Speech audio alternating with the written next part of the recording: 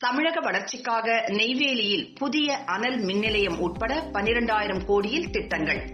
கோவை வந்த பிரதமர் தொடங்கி வைத்தார்.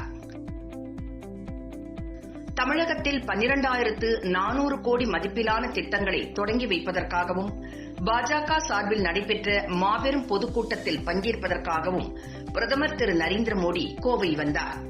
அவரை கவர்னர் பன்வாரிலால் புரோஹித், முதலமைச்சர் எடப்பாடி பழனிசாமி, துணை முதலமைச்சர் ஓ பன்னீர்செல்வம் மற்றும் அமைச்சர் SP வேலுமணி, MP-க்கள் நவநீத கிருஷ்ணன், ரவீந்திரநாத் குமார், பாரதிய ஜனதா மாநில தலைவர் L. முருகன் உள்ளிட்டோர் வரவேற்றனர்.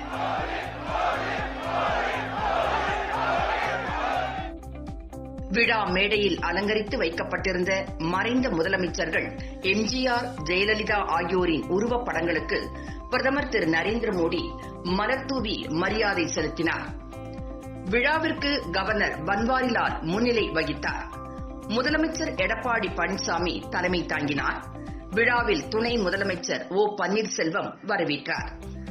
விழாவில் மத்திய நிலக்கரி சுரங்கத்துறை மந்திரி பிரகலாத் ஜோஷி கலந்து கொண்டார். அதைத் தொடர்ந்து பிரதமர் திரு நரேந்திர மோடி நெய்வேலியில் தலா 500 மெகாவாட் திறன் கொண்ட 2 புதிய அனல் மின் திட்டம், தென் மாவட்டங்களில் 709 மெகாவாட் சூரிய மின் உற்பத்தி நிலையங்கள் ஆகியவற்றை நாட்டிற்கு அர்ப்பணித்தார்.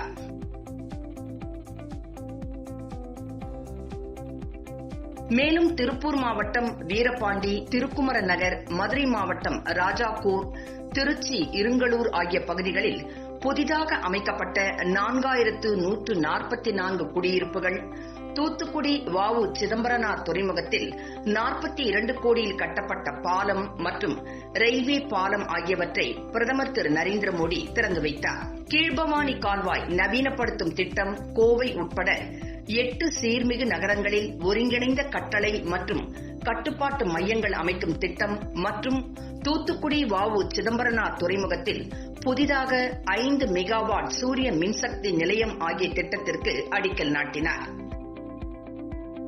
இந்த விழாவில் மொத்தம் 12,400 கோடியில் புதிய வளர்ச்சி திட்ட பணிகளை பிரதமர் திரு நரேந்திர மோடி தொடங்கி வைத்தார்.